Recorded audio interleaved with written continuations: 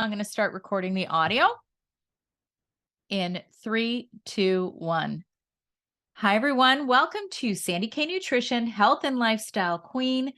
Today, my guest is Lee S Dryburgh. Lee is championing an emerging healthcare sector he coined Wellness as a Service in 2016. Its pillar services are prediction, prevention, and optimization. It's consumer-driven, decentralized, and proactive. By comparison, today's healthcare is passive, reactive, and highly centralized. Lee retired at 30 after building telecom-related companies in his 20s. He unretired at 40 to pursue his mission to help drive healthcare dollars from the present to the new paradigm. Lee completed a degree in computer science as a teenager and pursued an engineering doctorate in his 20s. He published the de facto engineering book in his space at age 25. During his decade of retirement, he held the first Android conference and later the first commercial AR conference. He also spent 5 years in a clinical lab deciphering blood markers for longevity and disease risk reduction. And today, we're going to talk a lot about health and wellness and biomarkers and the SiPhox Health Home Health Blood Test Kit. So with that, welcome, Lee. Thank you so much for coming. Sandy, thank you for the invitation. The pleasure is mine. Yes, I'm excited to talk to you because, well, there's a lot to unpack. Why don't we just start with your history and how, a little background just about yourself. Yeah, this is where we could instantly depart for a number of days. It's like how long do you have? Okay. That's a difficult question. So the onus is on me to keep it short. Well, I'll just go with what pops in my mind. Yes. So quite young, I would say, around age 12, the concept of death is kind of prevalent in my mind. And this concept of death is, hey, we only have so much energy or life force. And then like a battery, it disappears. And there's no more of, quote, us. And, what I didn't understand at that age was why that didn't seem to disturb other people. It's like, hang on, there's a problem in the system here. You're saying we die and there's no more of us. So how does everything else make sense in a day? Pretty much everything people are doing, believing, and wishing. Well, it doesn't make much sense if that's the end outcome. So I was always very perturbed by death, and I grew up in a household with significant illness, unfortunately. So I grew up around, significant illness. But I never had an interest in health. I always actually had perfect health. That was kind of the oddity. Was I was the odd one out with perfect health. And yeah, I can go on to explain how I fell into the field of health. But the main thing I needed to do was to get a financial footing. And that's what I aimed at quite young. And that's what would eventually give me the freedom to go on a journey to which eventually led me, to fall into the field of health. Okay. That was very cursory. Okay. That was very glossed over, but hopefully there's enough pointers so you can pick where to expand. Well, I do feel like often either we are witness to someone else being very unhealthy or we lose our own health. I mean, I've seen it all. I've seen my mother go through chemotherapy and radiation. She would have been 1 year younger than what I am today. She was 52, and she's now Wow. going to be 77. And I'm 53. And so I watched that. I watched my father go through colon cancer. He's now going to be 86 next month. And then there was me, right? Thyroid cancer. So this kind of brings me to that whole proactive versus reactive health, right? And I think that that's what SiPhox Health is about. It's about managing your wellness before you actually get sick and need to see a physician or a specialist. Yeah, and that topic we can also talk a lot about. So the problem is that, as you'll be very much aware of, healthcare today waits for you, for the most part, to fall off a cliff. And then too often it actually puts a band-aid on. And you know, nobody else is going to look after your health like you do. One of the big issues I have, and again, I can cover many issues here, but a transformative event for me was I had not been, I was in my, I don't know, 34, 32, something in that range, and I just didn't feel so good energetically. And this had went on for 16 months. And I just thought, I should really look into this, but I wasn't sure what to do because I just never go to the doctor or never expect the doctor to do something. And I was in Ljubljana, Slovenia, and a friend said, just walk in the blood lab. So I walked in the blood lab. I said, hey, I don't feel the best. The woman gave me a printout. And, it had a list of biomarkers on it. I didn't even know what a biomarker was back then. And she said, oh, you're pre-diabetic. Your HbA1c is like 6.9. Wow. And so then I thought, no, it can't be because I'm like the non-sick person.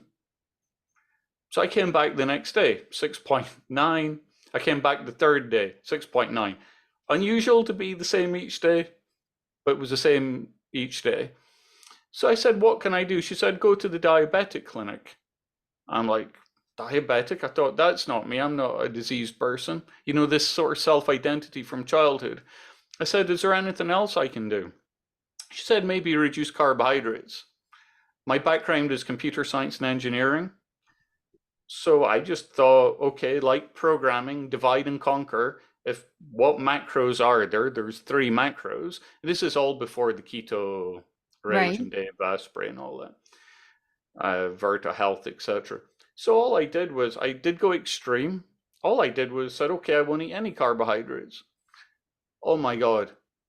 4 days later, I'm feeling better. I'm sleeping better. I'm concentrating. A week later, literally the weight is dropping off me. Like I'm literally becoming skinnier, losing significant weight, and yet I'm eating plenty.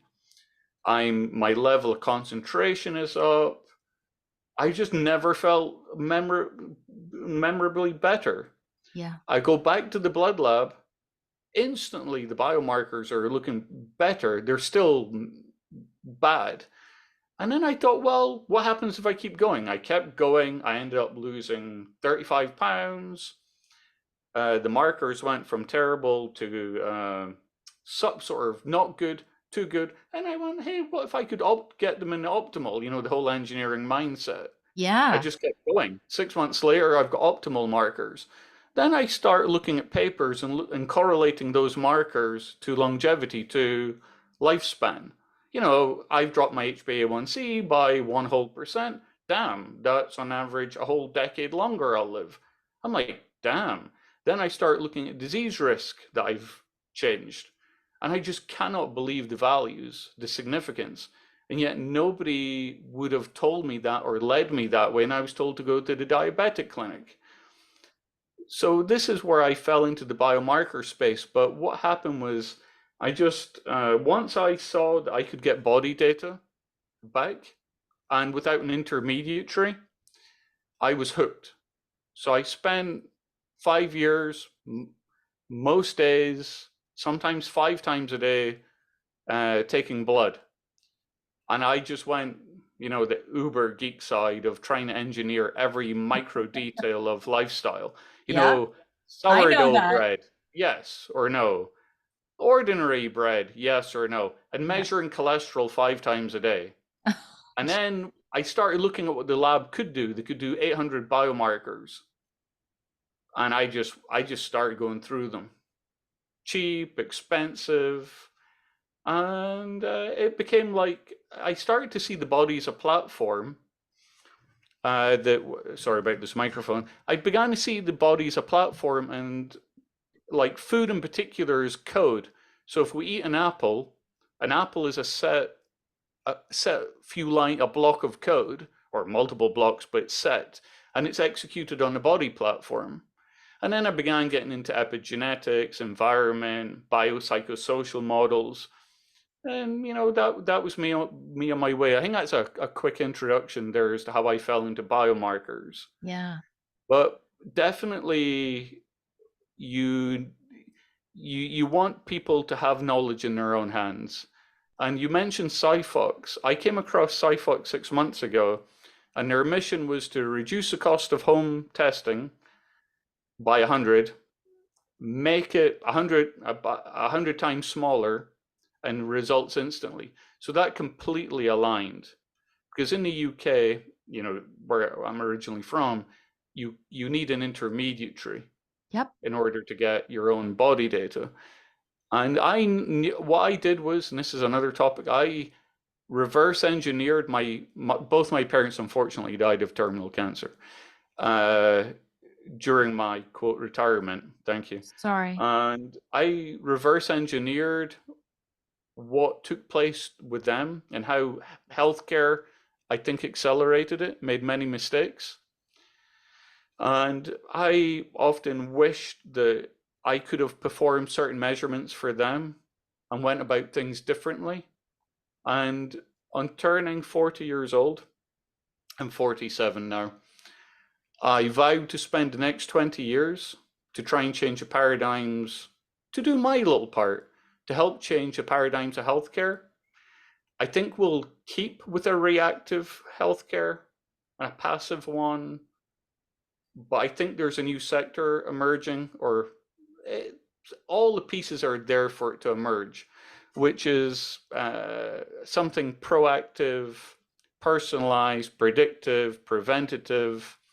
It's much more about computer science moving to health and wellness, unlike healthcare today, which is more moving towards digitization. So this is very steeped in data science.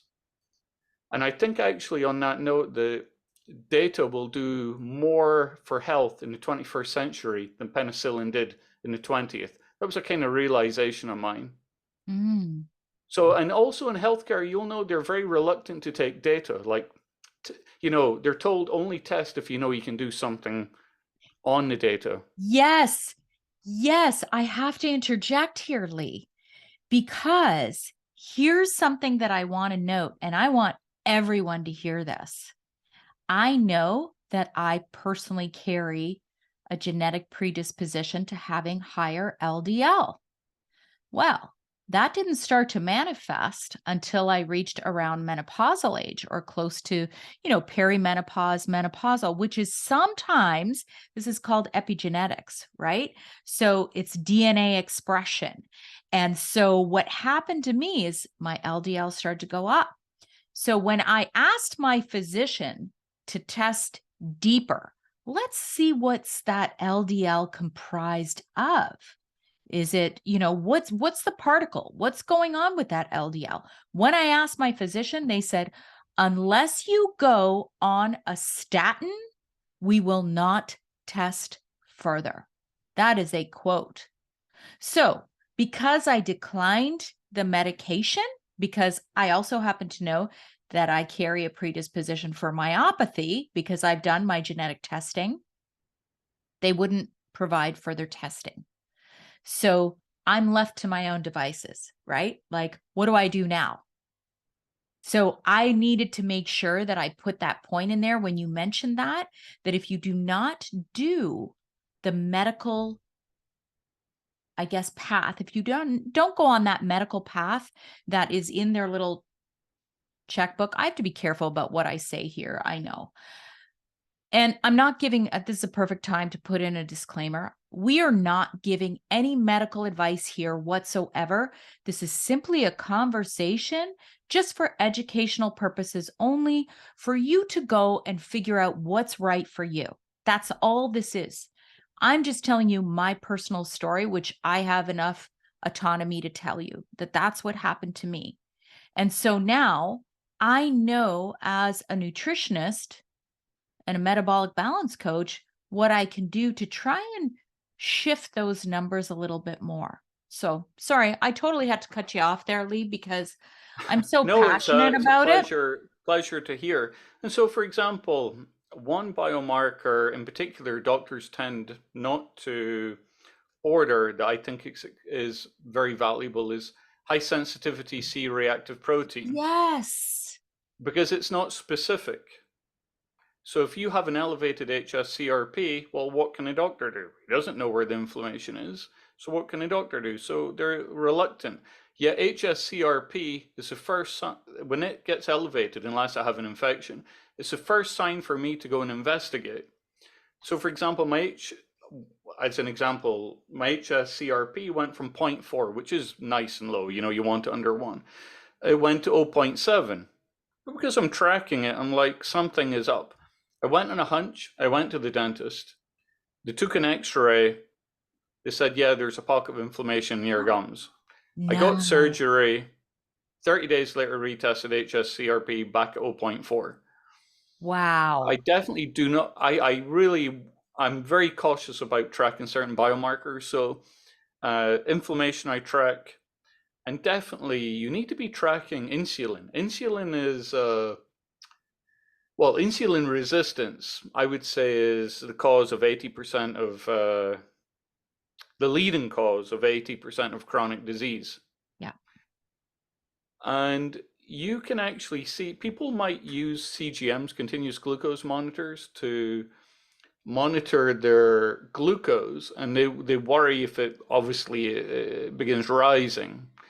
But before your glucose begins rising, your years before your insulin will start. Yes. So if you want to track both. Ideally, you want to do something called a Kraft assay, where you measure glucose and insulin and you look at the pattern. But that's something else we can talk about. At minimum, you have to be tracking your insulin, your fasting insulin.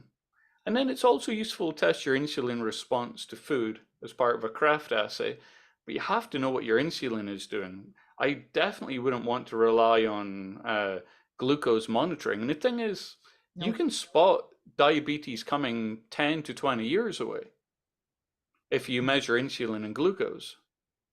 And once you've got diabetes, don't quote me medically, you're guaranteed to have heart disease. If Yep. you don't think you've got heart disease, it's just undiagnosed.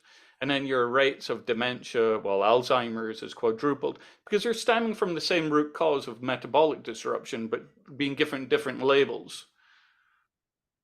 Yeah. Lee, you know what? Like, just as we're talking, so yesterday I interviewed Dr. Richard Johnson.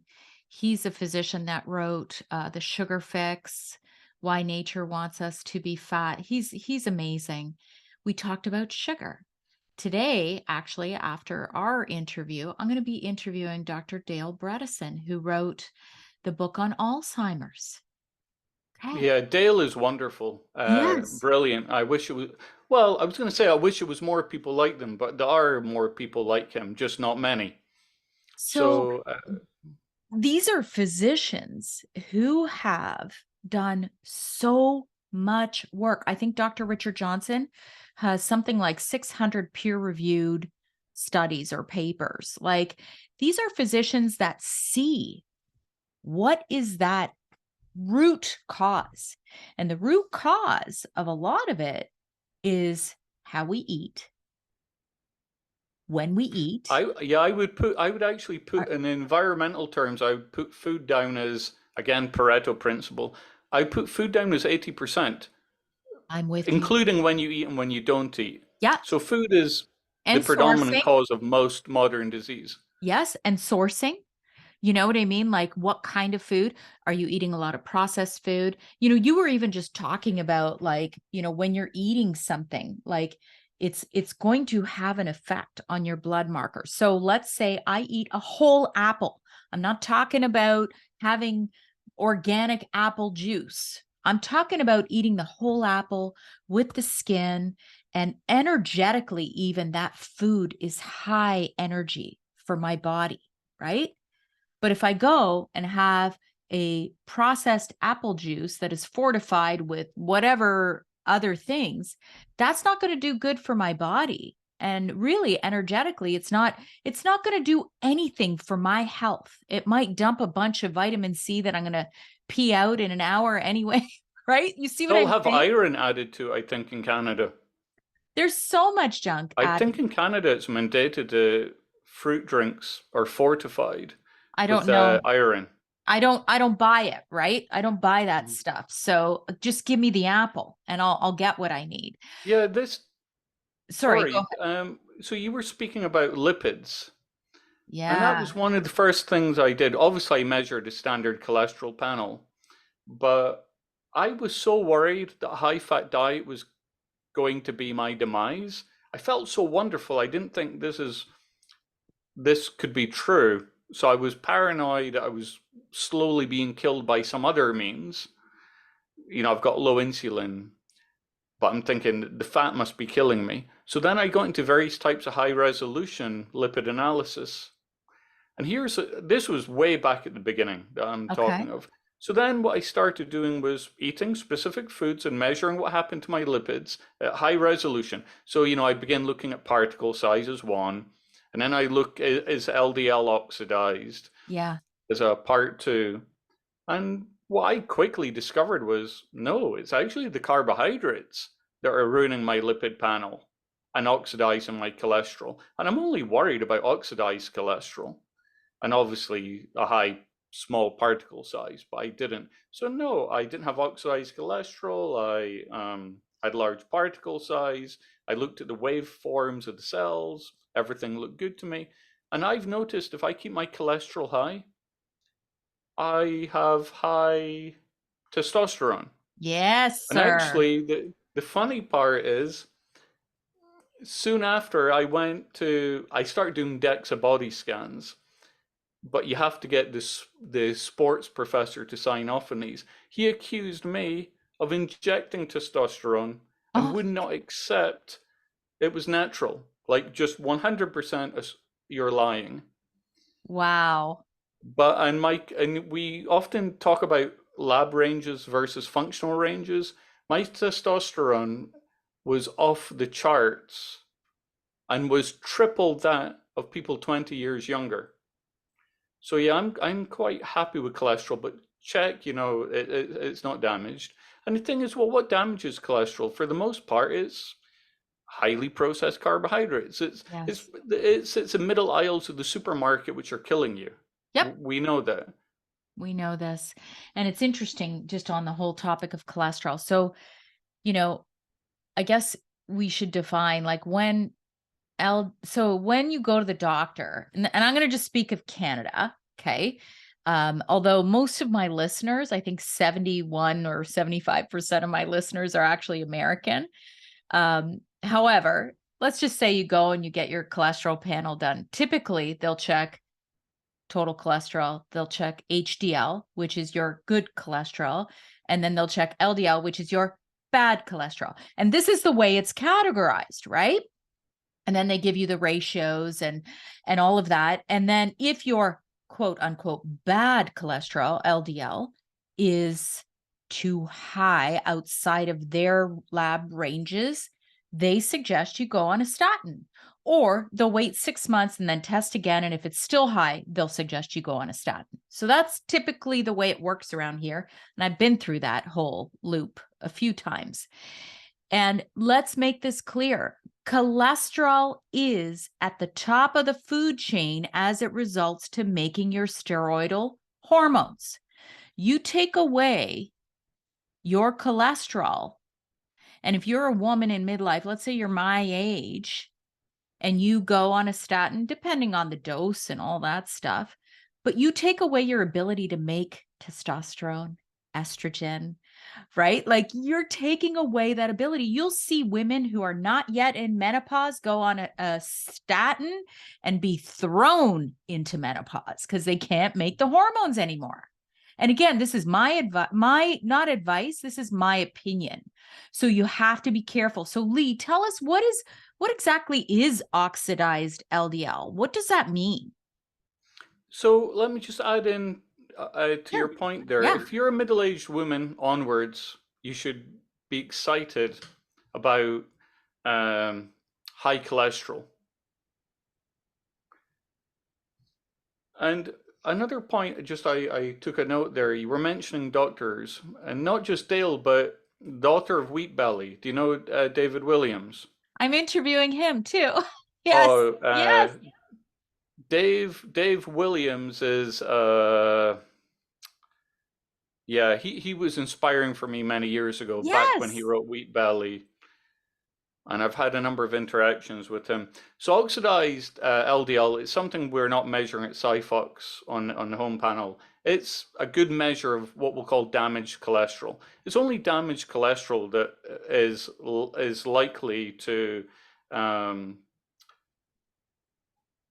lead to accumulation and significant damage of the arteries to the walls. Yes. Yeah. And it's so this is a marker. I know SiPhox doesn't do it, but they do ApoA and ApoB, which is parts of the LDL. Mm-hmm. Yeah, so Right? LDL, to be clear, okay, so the lipids is a huge topic, and it gets quite complicated. But the bottom line is LDL is bad. It's bad when it's bad and good when it's good. Yeah. HDL is good when it's good and bad when it's bad. And LDL is a very poor independent risk marker. ApoEB is something like 4 times as strong an independent risk marker of cardiovascular disease. But as you'll know, we never used to be able to measure HDL and LDL. It was just cholesterol. And then it became possible to measure LDL and HDL, and then it became possible to measure subfractions much later. And the measurements tend to drive prescriptions. So when new measurements become available, be it cholesterol, be it PCR, be it some novel diagnostic, well, you tend to find that it's dovetailed into a therapy, Yep. a procedure, or a pill. Yep. No, that's the truth. And so what the only thing I always say is you have to really dig a little deeper. If you don't, because I'm not saying statins are bad, because there's a place for statins. And I've read some studies that, if you've had a heart attack, you're probably the kind of person that should be on a statin if you've already had a heart attack. But for prevention, everything that I have personally read, statins aren't, and this isn't a discussion on statins, I'm just talking about cholesterol, but everything that I've ever read says that statins don't prevent heart attacks. And I've known people who have had heart attacks with low cholesterol. So there you go. Well, half the people who have a heart attack didn't have high cholesterol in the ER. Right. Right. So. And so it reminds me somehow, my mind jumped. So after doing all this biomarker testing for 5 years, I then got into biological age testing. Yeah. And I was very early into that space. And I tested out, we'll call it molecular agents, to reverse aging. And yeah, I believe some worked, at least on some part of me. For example, during a year of telomere testing, and I tested properly, Yeah. And again, I can talk about what proper testing of telomeres is, but during a 12-month window of testing, I grew 18 months worth of telomeres. In other words, it was like 2 years. It was over a year, and I grew 18 months. It was, 2.5 years. Did you get what is your telomere age? Do you have that? Do you know what it is? It was younger than I am, but by the time a year had passed, it was another 2.5 years younger. And I used, if I can mention company names, Yeah. I have no affiliation, lifelength.com, which Okay. is the same company that Liz Parrish used Okay. when Yes, she I know tested who she around her is. gene therapy. Yep. Because there's only two companies I would use for telomere testing, because you want to know the number of short telomeres. You don't want just an average. You want to Okay. find out what is the shortest, because if you've got short ones in your liver, well, that's a problem. You don't want just an average. And so I took an Ayurvedic, a traditional Chinese herb, actually, um, invented by, let me think, Bill Williams. I can't remember, but it's TA65. I'm not advocating a product. And yeah, it had an effect. But I tested with every biological age test out there. I tried bloods. I tried every epigenetic age test. But then what happened was I mixed more and more with functional medicine doctors. And this was another learning for me, was I listened to them dealing with patients over and over and over, and it was the same rituals and the same protocols. Come in, get up early, get sunlight in your eyes. Oh, you may have high mercury because you had amalgams. Go on some detox for heavy metals. Hey, support your mitochondria with this. And these were sick people coming in, and I really respect functional medicine, this whole root cause idea. But then I thought, well, why don't I take the procedures of functional medicine and the treatments and apply them to my life now? Yeah. Like, why wait until I get sick? So I try and detox heavy metal. I try and get an hour of blue light in my eyes in the morning. I try and block blue light at night. I try and take care of micronutrition. I have an MTHFR SNP. So I may supplement, for example, with folate and maybe some Yep. liposomal glutathione. Yep. And so I just flip it around. I take care of micronutrition to quite an extensive amount. And actually, if you don't mind me mentioning it here, I said that and this is, like I say, way before keto, once I was feeling brilliant, because I'd went keto. And I'm not saying people should stay in a keto diet. Keto is an intervention. And I can also tell you, long-term keto I wouldn't recommend staying in keto. I would cycle it, and I can say why, and I know through testing. But anyway, once I was feeling good, I thought, I want to test every supplement. Hey, I've got body data. I'm living in a blood lab. I've tested every food. I know it's the middle aisles that are destroying my lipids and putting up my insulin. So then I just started walking in the pharmacies and picking stuff randomly off the shelf and seeing what would happen. I accidentally, again, blindly, and this is a long time ago, I started popping magnesium. It was just like life transformation. Starting at age 25, I was always slow at getting off the sofa. I was always, oh, give me a minute. If my daughter asked me to get up, it would be, give me a minute, give me a minute. Within a week of taking magnesium, and I'm 47 now, I get up instantly. I never have any lag. And I just felt an overwhelming sense of wellness. Yeah. Then I started taking D3, vitamin D3. It was in high dose. It was a similar order of magnitude change. So not only did I feel good from the keto, then I apply these, and I'm feeling like I've not felt since a child at the time. Yeah. And so now you can see how I got addicted to the path. So I have this vengeance that I want transformation in the world in terms of paradigms, because I want the world to be a better place when I leave. And if we all did our own little micro piece, it would all add up. So it's like, look, health, we need a new sector of healthcare that's predictive, preventative, and looks at health optimization. So I'll do my little piece, but it also means I get to look after myself. And in my own psychological sense, I get to sort of do something to aid the sort of grief or loss of parents who I think got an accelerated demise because of the healthcare system.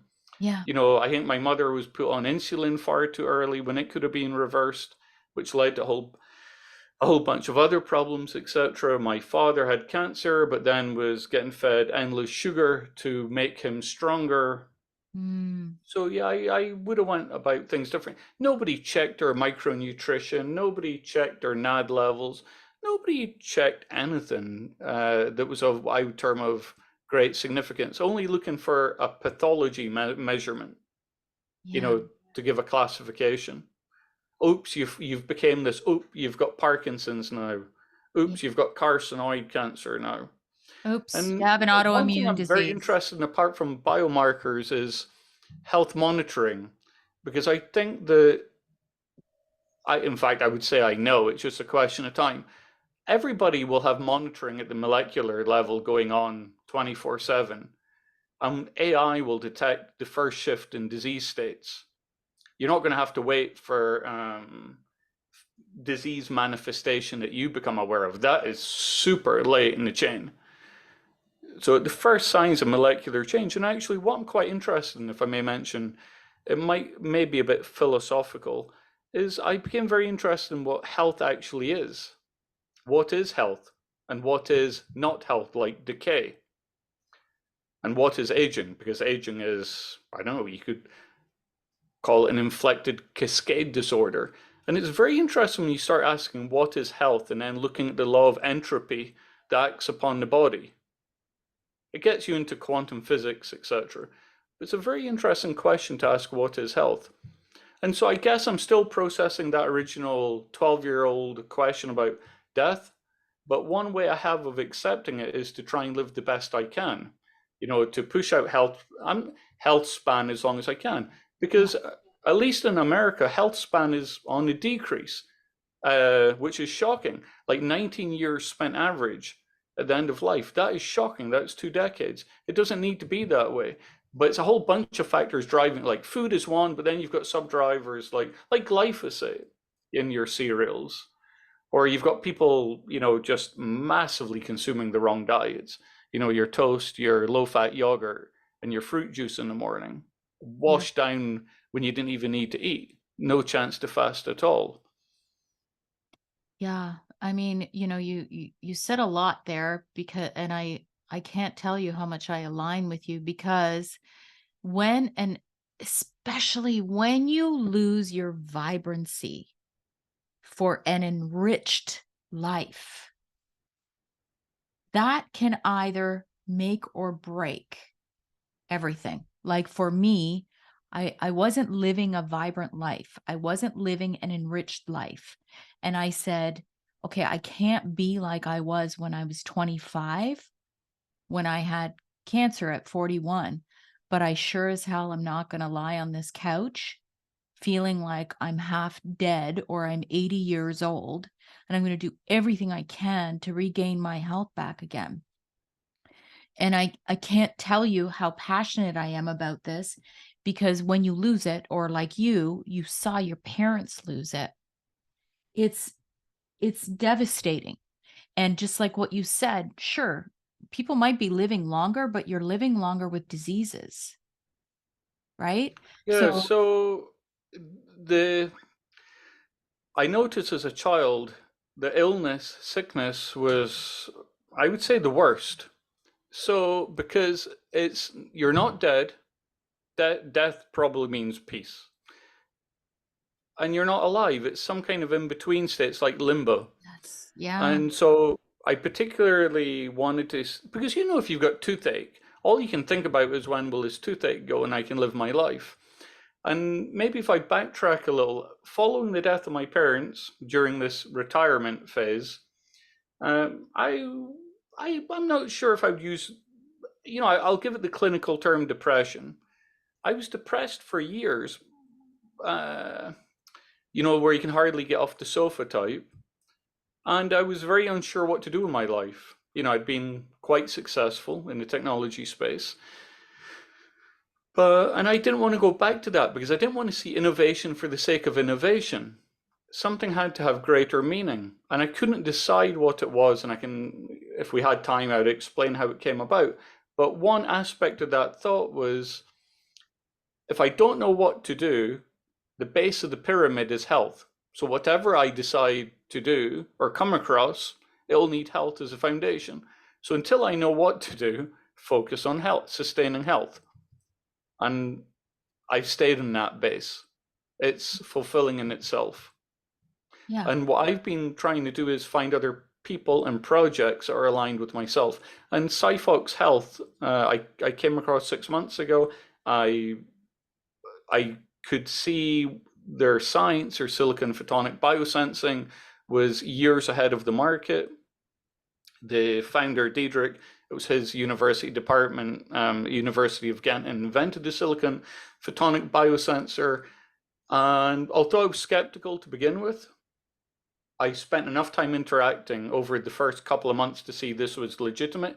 And then by the end of last year, SiPhox Health demonstrated home hardware, which will become available end of this year.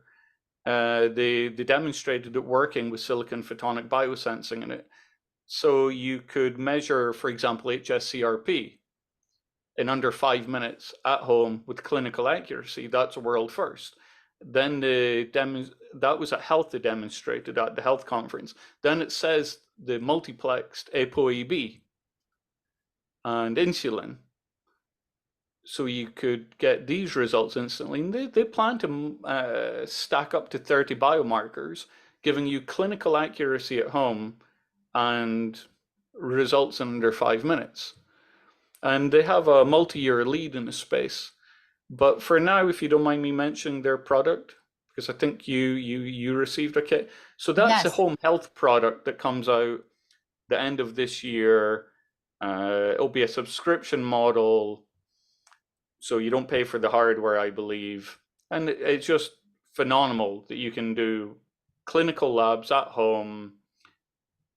I don't know anywhere else offering, for example, HSCRP. There's a few devices on the market at the moment that say CRP, but it's not high sensitivity C-reactive protein. Right. It's useless measuring CRP. If CRP is showing something, you're off the cliff, I would say, or have an infection.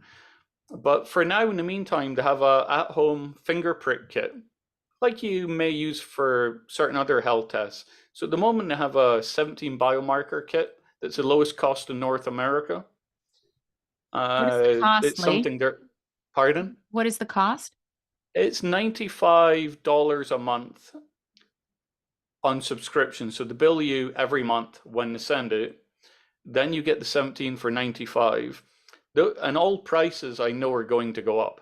It's been on the cards for a month now. It just, for some reason, we haven't got to it yet. If you just test quarterly, it's $165, and I think yearly is like $195. Okay.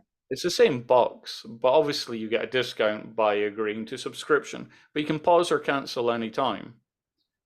So it's a finger prick kit. So it's a case of, prick your finger with a lancet, put blood drops on a card, put the card back in the mail.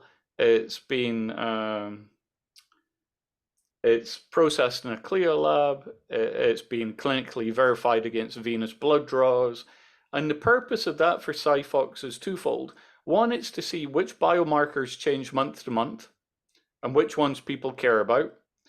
And it's also to build out awareness of SiPhox ahead of the home hardware. Because maybe I'll mention it. SiPhox, Diedrik, again, the CEO of SiPhox, he believes, and I think quite rightfully so, that everybody will be wearing silicon photonic biosensors to measure their hormones, their glucose, and their inflammation 24/7. So people are used to CGMs. Yes. Yeah. But using silicon photonics, I don't think there's a question that we'll be measuring many more markers around the clock. So they plan their own wearable at a much later stage. But then between is this home platform, and at the moment it's this finger prick box. You know, it's free shipping to you, free shipping back. It's got ApoE, insulin, cholesterol, ferritin, which is your iron, homocysteine, And it's for so men, easy. testosterone. It's so easy. I just want to note this because I did it. It's super easy, you guys. And for those of you who are squeamish about blood samples, it is a tiny little finger prick.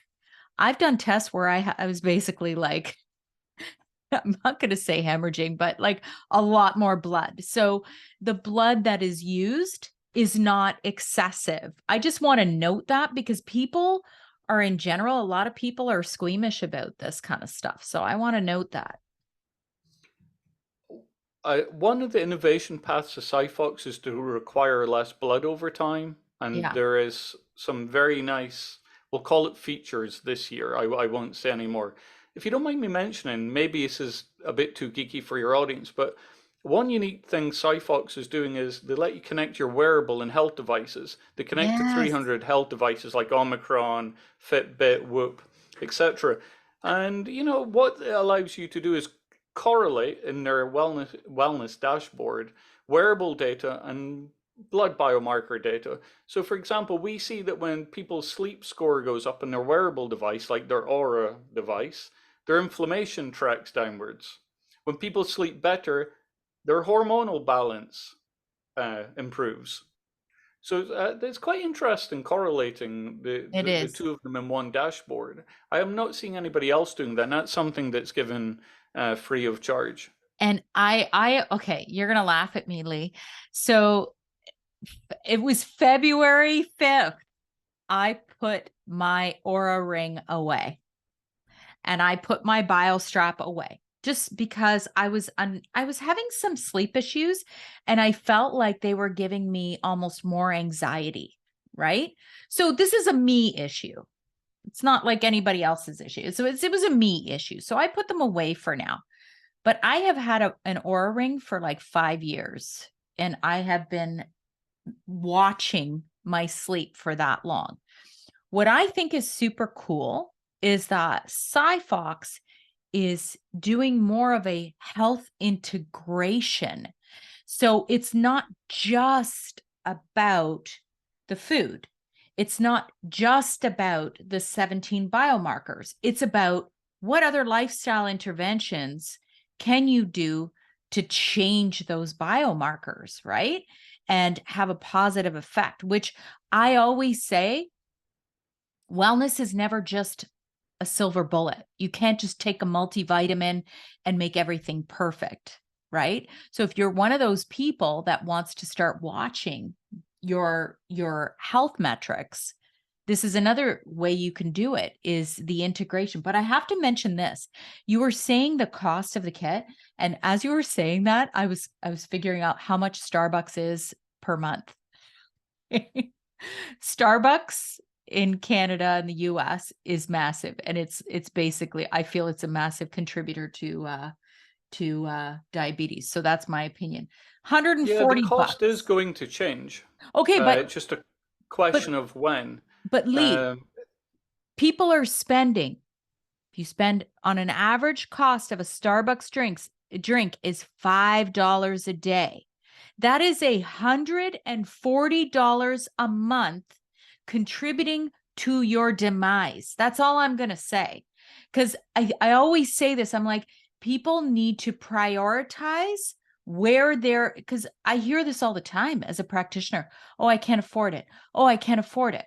But you're going out and you're doing things that are causing demise in your body and you can't afford to manage your health and figuring out what can you do to make it better, but you're spending a listen, I know it's judgmental of me, but I have young kids who spend money on this and it's my biggest pet peeve. It drives me crazy. yeah, we're very pleasure-driven, immediate creatures. the whole lizard brain. Oh, So yes. we mentioned cholesterol, and then I said that it's $95 a month at the moment still. Uh, and a doctor recently said to me, that's pointless measuring monthly. Your cholesterol doesn't change that fast. And I was always kind of wondered why online it said your physician may measure your cholesterol every 1 or 2 years. Because when I was doing testing, I could significantly change my cholesterol within 4 days. It's a dynamic system. So literally, I know this might sound like super nerdy geeky, but I would get the high resolution charts, the subfractions, and obviously it might be like this. And what I would do is I would say, oh, I want it plotted like this, or I want it plotted like this. And I would eat in a way where I could draw what I wanted on the graph. So this isn't even just the LDL, HDL level, which is super easy to shift. I was able to shift subfractions around just through eating within 4 days approximately. So it's just nonsense about cholesterol being checked every 2 years. It's a dynamic system. You can change it within a week Oh, significantly.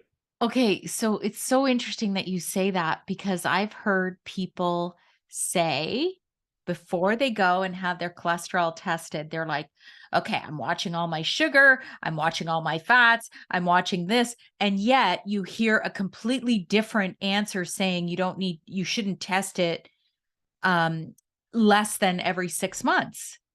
And yet I've heard people can change their results by what they eat a few days prior to their cholesterol test. You can definitely shift it, and you can. I know. I think online you'll find groups of people who change it in order to get life insurance cheaper. Because if I remember Wow. right, life insurance wants it so that your cholesterol is bad, a profile like a lot of keto people don't want.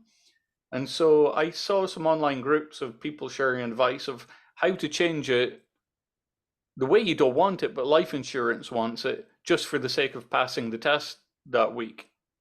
Yeah. Well, I have to mention this too, which is kind of cool.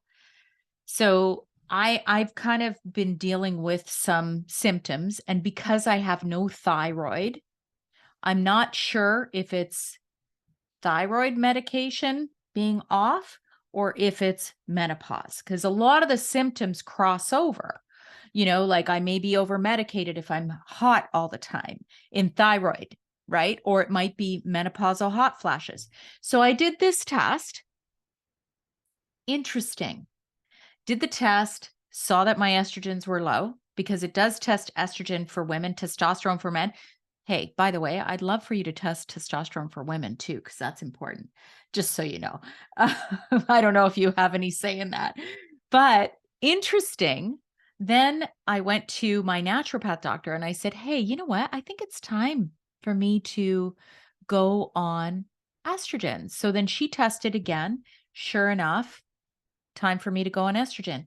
But an interesting correlation is high sensitivity C reactive protein often goes up when estrogen goes down in women. And what is that a marker of? Impending, not that I have heart disease, but it's a marker that I need to be aware of because I have never in my life had a high sensitivity CRP. But now that my estrogen is down, the CRP started to go up. So these are the kinds of findings that are incredible. So now I'm on bioidentical estrogen as well as progesterone. But it is going to be interesting to see how the needle moves now, right? Don't you think that's kind of cool? I definitely look forward to your testing once you're on bioidenticals. I am. I've been on them for 5 days now. Oh, 5 days now. 5 days. And when it comes to postmenopausal women, it comes to mind, men and postmenopausal women definitely should be checking their ferritin, which is their iron stores, Yeah. because people hear about iron deficiency, but I think that high iron overload is a larger problem. Oh, yeah. And I don't want to give medical advice, but I'll just say for myself, I want to get it down as close as possible to the low end. The high range is way too high. The association between the upper ends of ferritin in a lab range and heart disease and age-related diseases is significant. Iron accumulates in your body. You don't have a built-in mechanism to rid yourself of iron. And in Canada and the US, they throw it into flour. So all your Yes. baked goods have it and cereals.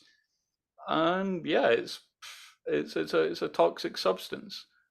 You're going to laugh at this one though. I know that my iron is never going to be that high just because I know I have low stomach acid. So I'm never absorbing it. But I do what I can to biohack that side of it because in chemistry, we know that you must have ample stomach acid in order to absorb the iron from your foods. Yeah, Right. so if you drink like red wine with your meat, you're going to absorb more iron. If you drink tea and coffee straight after eating, you're going to absorb less iron. It's also why certain longevity supplements like quercetin work, because they're natural chelators of iron. They naturally help iron leave the body. Oh, interesting. I didn't know that about quercetin. Yeah, if you Oh, look at very longevity cool. supplements, like even e.g. like the green tea extract, Yep. also helps remove iron. Iron may be the new cholesterol. Wow, that is so And interesting. it came up because you mentioned heart disease. Heart disease is what I worry about the most. See, the thing is, if you look at a person, what should be happening is each individual should be, quote, monitored all of the time and across the lifetime. And you're only as good as your weakest chain. So whatever is going to take you out will take you out, and you don't really care about all the other things which may not be optimal health for you if it's not going to kill you when one thing is. It's better if you have systems which can find the one thing. And for various reasons, let alone average statistics, heart disease is my concern. So I'm watching out for that. And like for example, with ferritin, it's easy. You sauna helps, and Yeah. like I say, these supplements.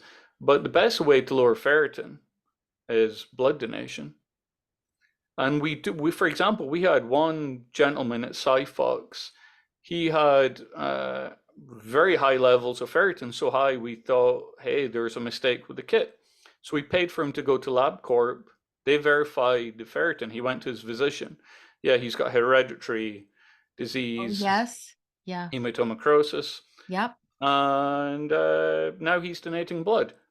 But that's probably gained him 10 years in his life.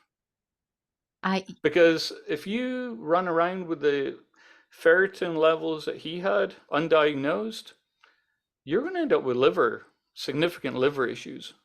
yeah. It's funny that you mentioned the blood donation.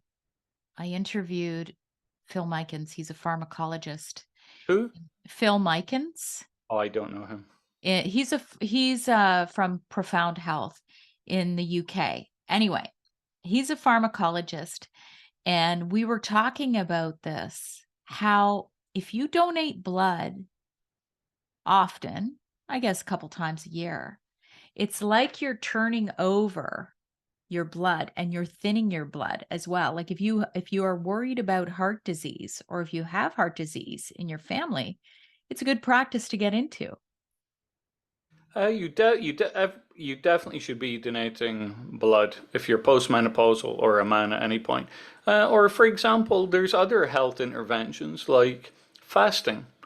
So, in terms of cleaning up periodically, everyone should fast do a water fast for 5 to 7 days a year. 7 is better, 5 will be enough. Everybody needs to go through autophagy and clean up that cellular waste. You will be significantly, at least statistically, healthier and live longer if you commit to fasting. And when it comes to fasting, is like doesn't cost anything. Do it once a year for the 570, and I would recommend, and I'm guilty, so I put my hand up. I used to, but I've fallen off the bandwagon. You should fast for at least 24 hours per week, like 1 day per week. Just go 24 hours. And ideally also eat in a window, say no more than 8 hour eating window, so you get that insulin off time. Yeah. Yeah. Yeah. And that's the thing. I also tested hundreds of supplements, and including longevity supplements, in addition to hundreds of biomarkers. And I've helped a few companies in the space, and I don't want to disparage anyone's products, but the basic things that really help you on the longevity side don't cost money. Fasting, exercise.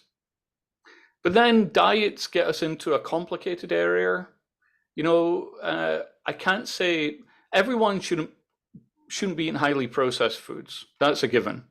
But then you can debate, the vegan, vegetarian, keto thing. Certain people have really bad inflammation from eating plants, like oxalates. Yes. Phytates from Phytates. legumes as well. Yeah.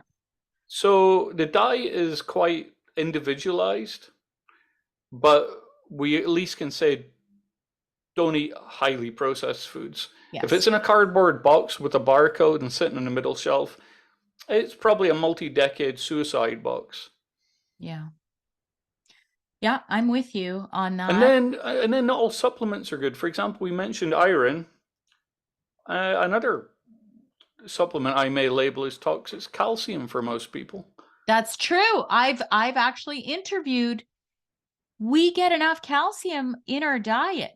And so when you're taking more calcium, calcium is constrictive. It tightens everything. It tightens the arteries. It's really quite a lethal, but again, It's not medical advice. Certain people do need calcium supplementation. Of course. And many young ladies do need iron supplementation. It's not one size fits all, but for the majority of the population, why you would be taking a multivitamin with calcium in it, I have no idea. Yeah. A good supplement, which I'm sure you're aware of, is K2, related to calcium. Yeah. So I recommend everyone takes K2. Yeah, I'm with you. And obviously D3, K2, magnesium. That's a trio everyone should be taking. Just don't even think about it. D3, magnesium, K2. Yeah. No. And then you might move on, and you may want like selenium. I mean, those three are guaranteed, and then you probably want selenium. But again, it might depend on where you live in the world, the soils, and so on. But most people will need selenium. And iodine is very important. And I'm sure you know the whole iodine thing with your situation. Yeah. I think iodine, a lack of iodine was probably part of my demise with my thyroid, in addition to dysfunction in the HPA axis. That was the beginning of my demise for my thyroid. But, I think you mentioned a lot of really important points here, that the fact is that, we should probably summarize, is that we do have autonomy in our wellness. We just kind of need to know where to start. And often starting is by looking at your important biomarkers to say, okay, I need some work done in this. What is going to push that needle to a healthier range? Yeah, and the only way you can do that is by repeated testing. And that's why I'm excited about the mission of SiPhox, because I was lucky that I could sit in a lab and for ultra low cost keep running tests. Most people don't have that facility. And it just profoundly, you don't have to guess then. That's what I don't want guessing. Right. It's like, test it, go ahead, fast for a week, check your lipids the next week. Yes. Eat bread, check your lipids, eat pasta, check it for you. Because you may be an outlier also. Yeah, no, this is such a great conversation, Lee. But then I began noticing, I guess we can go on, but I began noticing environmental effects like washing powders coming in transdermally. And then I began cleaning life up with soaps, washing powders, floor cleaners. And in fact, I was getting rashes on my skin because of the floor cleaners. Yeah. So I haven't gotten to the whole EMF thing, like an environmental front. And I'm sure the amount of EMFs I have in bed, around bed, have an adverse effect, or I can believe that they do. I just haven't got into that yet. But most certainly, again, I did certain testing, blood testing, that definitely showed chemical exposures. And then we have problems with forever chemicals seeping through and microplastics. And we Mm-hmm. haven't even covered the gut, which is the seat of health, like gut Right. dysbiosis, and we could go there.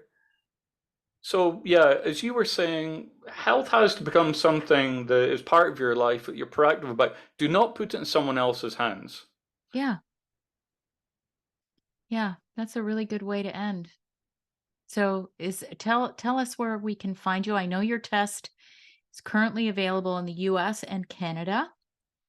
And hopefully you'll be able to expand everywhere. But tell us I'm how hoping everyone can Europe find this you. year. So SiPhox, which is obviously stands for silicon photonics.